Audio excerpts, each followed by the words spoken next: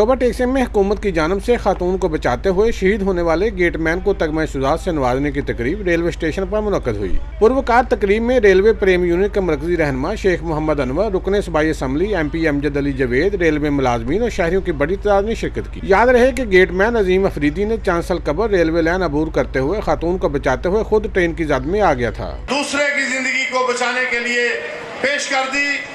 इस अजीम कुर्बानी पर हम इन्हें खराज तहसीन पेश करने के लिए हाजिर हुए हैं।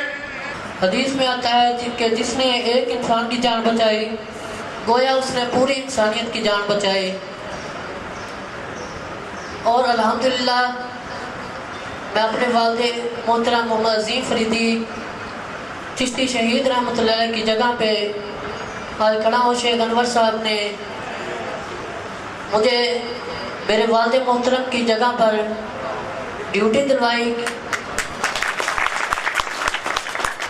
मैं इनका बेहद मशकूर हूँ जनाब शेख मोहम्मद अनवर साहब का। इस मौका पर रुकन सूबाई असम्बली अमजद अली जवेद ने कहा कि एक इंसान की जान बचाना पूरी इंसानियत की जान बचाने के मुतरादिफ है। जिस दर से कोई मक्तल में गया वो शान सलामत रहती है।